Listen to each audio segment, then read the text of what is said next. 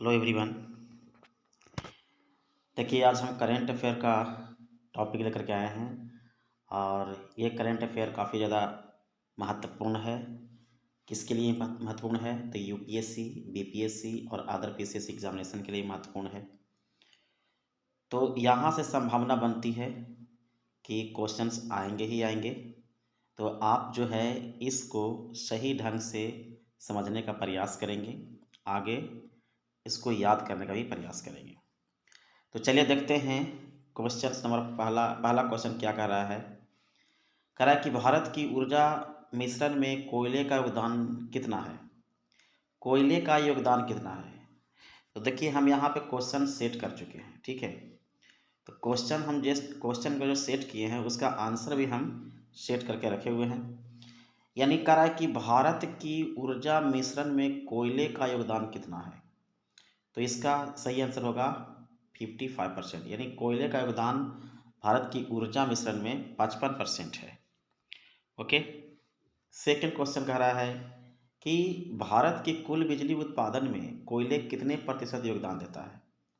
तो कोयला जो योगदान देता है वो 74% का योगदान देता है। नेक्स्ट क्वेश्चन है, कोयला प्रशासन किस अधिनियम के तहत होता है। तो कोयला का जो प्रशासन है वो किस अधिनियम के तहत होता है। तो ये हो गया खनन एवं खान एवं खनिज अधिनियम 1957 के तहत ये होता है, ठीक है। नेक्स्ट क्वेश्चन कह रहा है कि किस संस्था को कोयला ग्रेडिंग की निजी मान्यता देने की अनुमति मिली। तो कोयला ग्रेडिंग की निजी मान्यता याद रखिएगा, तो ये हो जाएगा, आंसर हो जाएगा option C, QCI। Next question कह रहा है कि भारत में कोयला रोजगार का सबसे बड़ा स्रोत कौन है। तो कोयला रोजगार का सबसे बड़ा स्रोत क्या है? कोल इंडिया लिमिटेड। ऑप्शन सी इसका सही आंसर होगा। अब अगला क्वेश्चन कर रहा है 6 नंबर क्वेश्चन, कोल इंडिया लगभग कितने लोगों को रोजगार देती है।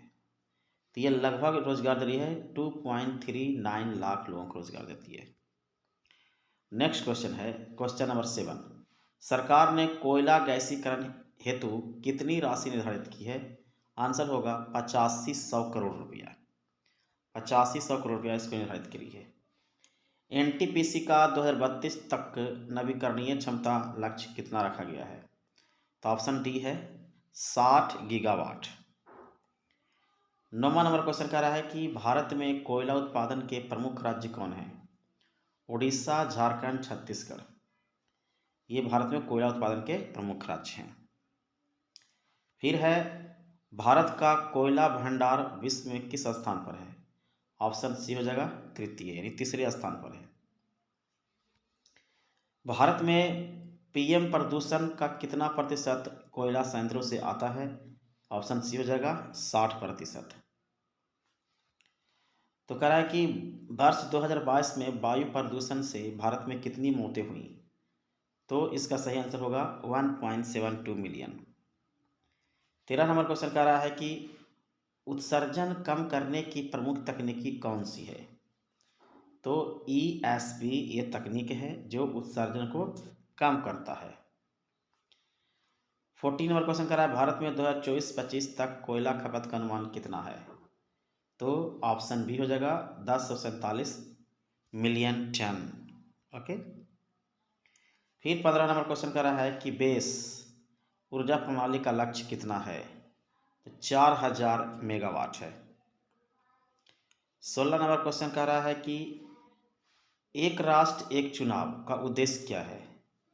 एक साथ सभी चुनाव, एक राष्ट्र एक चुनाव का उद्देश्य क्या है। एक साथ सभी चुनाव, ये इसका मुख्य उद्देश्य हो गया। ओके। 17 नंबर क्वेश्चन कह रहा है कि इस प्रस्ताव की सिफारिश किस समिति ने दी। तो इसका सही आंसर होगा रामनाथ कोविंद समिति। रामनाथ कोविंद समिति ने की। किस प्रस्ताव का? ये वाला प्रस्ताव का, याद रखना, ये वाला प्रस्ताव का, एक राष्ट्र एक चुनाव का उद्देश्य। और ये VVI मान लेना, ये VVI है, बहुत ज़्यादा इंपॉर्टेंट है फॉर यूपीएससी एंड बीपीएससी के लिए, ठीक है। इस किस सिफारिश के तहत आ गया? तो रामनाथ कोविंद समिति के तहत EVVVI मान लीजिएगा। ओके, मैचिंग करने के लिए देता है ना। चलिए, भारत में पहले एक साथ चुनाव कब तक हुए? तो 1951-67 तक ये एक साथ चुनाव हुए। 19 नंबर क्वेश्चन करा, यह योजना लागू करने हेतु तो किस अनुच्छेद में संशोधन आवश्यक है? तो एक साथ एक राष्ट्र एक चुनाव का जो योजना है ना, वो किस अनुच्छेद में संशोधन की आवश्यकता है? तो अनुच्छेद 368 की संशोधन में आवश्यकता है। 20वां नंबर क्वेश्चन कह रहा है कि इस प्रस्ताव का प्रमुख लाभ क्या है? तो आंसर हो जाएगा शासन स्थिरता और नीति निरंतरता बढ़ेगी इससे। संविधान के मूल ढांचा सिद्धांत किस मामले से स्थापित हुआ? तो केशवानंद भारती केस के मामले से स्थापित हुआ है। MCC का फुल फॉर्म क्या होता है? तो MCC का फुल फॉर्म होता है मॉडल कोड ऑफ कंडक्ट। याद रखना, मॉडल कोड ऑफ कंडक्ट इसका फुल फॉर्म है। 23वां क्वेश्चन क्या कर रहा है, एक साथ चुनावों का आर्थिक फायदा क्या है? इसका आर्थिक फायदा है सुरक्षा खर्च घटता है। एक राष्ट्र एक चुनाव प्रस्ताव के तहत लोकसभा और विधानसभा का आजकल कितने वर्ष का माना जाता है? तो ऑप्शन ये हो जाएगा C, 5 वर्ष के लिए। 25वां नंबर क्वेश्चन कह रहा है कि किस प्रमुख कारण से 1967 के बाद संयुक्त चुनाव रुक गए? तो सरकारें अपने कार्यकाल पूरे नहीं कर सकी, उसके बाद संयुक्त चुनाव रुक गया।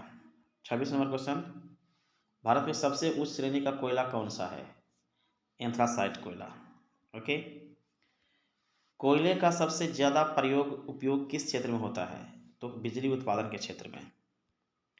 8वां नंबर क्वेश्चन है, बिजली संयंत्रों में NO2 नाइट्रोजन उत्सर्जन लगभग कितने प्रतिशत होते हैं?